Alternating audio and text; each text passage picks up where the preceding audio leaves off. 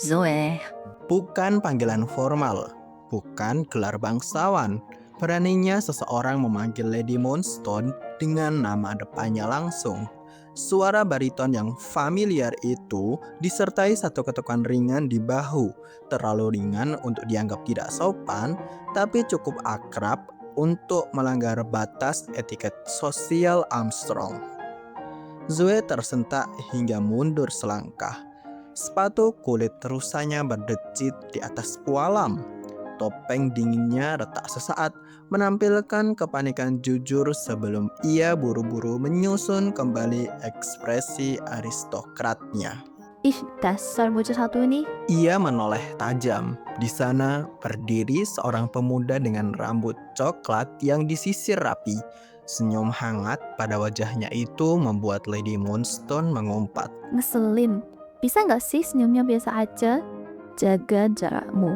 Desis Zoe, suaranya tajam seperti pecahan kaca.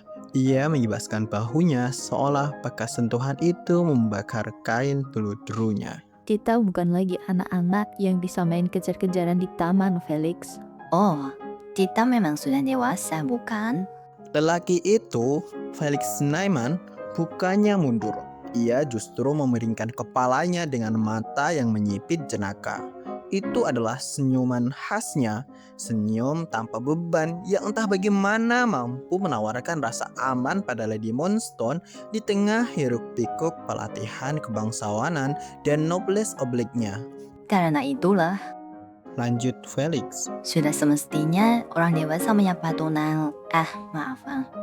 sahabat masa kecilnya dengan hangat, kan?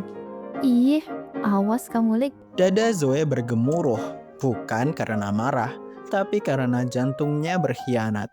Di balik korset yang sesak, detak jantung memicu adrenalin yang membuat pipinya terasa panas. Please dong, jangan sekausul gitu napa? Zoe buru-buru mengokohkan topeng Lady Moonstone-nya. Dia berpaling cepat. Pantang bagi gadis itu membiarkan Felix melihat rona merah yang mulai merambat di balik kerah tingginya.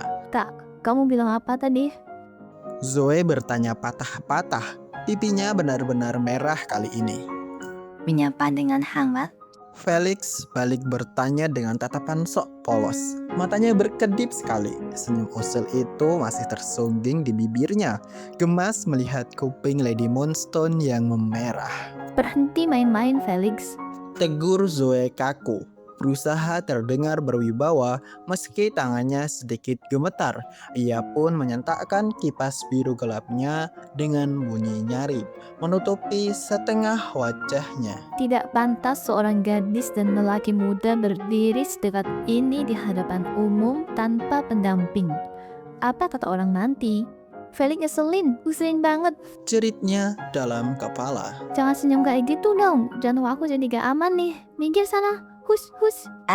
Dia menyentuh. Felix malah melangkah maju satu tapak lagi, menantang lingkar privat terdalam Zoe. Ia meletakkan tangan di dada dan membungkuk sedikit. Sikap gentleman sempurna yang justru terasa menggoda. Jika reputasi Lady Moonstone yang jadi masalahnya, izinkan saya, Felix Nyman, kembali ke Armstrong dan menemui Count Moonstone untuk Sebuah seruan panik memotong teatrikal Felix. Langkah kaki yang terburu-buru mendekat terdengar samar di tengah keramaian jalan. Anna muncul dengan napas terengah-engah. Anak rambutnya sedikit berantakan keluar dari bonet pelayan. Milady, kenapa Anda berhenti di tengah jalan? Kita harus segera registrasi dan memeriksa nomor.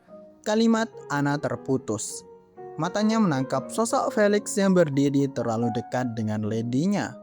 Seketika, napas pelayan muda itu menjadi teratur. Postur tubuhnya tegak, kecemasan di wajahnya lenyap, digantikan oleh binar mata yang mencurigakan dan senyum tertahan yang ia coba sembunyikan di balik sarung tangan putihnya.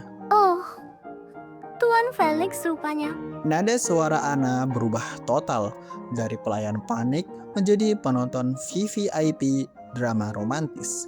Ia mundur selangkah dengan gerakan halus. Mohon maaf atas kelancangan saya. Tampaknya saya menjadi pengganggu dalam reuni yang hangat ini. Silakan lanjutkan. Saya akan pura-pura memeriksa tunda kau pergi. Tidak ada lanjut. Zoe menyambar tangan Anna sebelum pelayannya itu sempat kabur. Wajahnya makin merah padam, perpaduan antara malu dan frustrasi.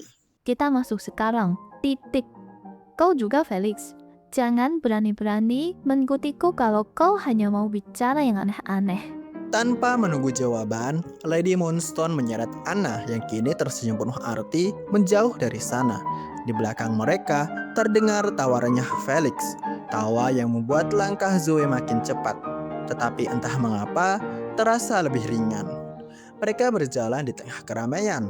Di kejauhan, Zoe bisa melihat punggung Emilia Rosewood yang kecil berjalan sendirian ke meja pendaftaran dengan wajah tertekuk.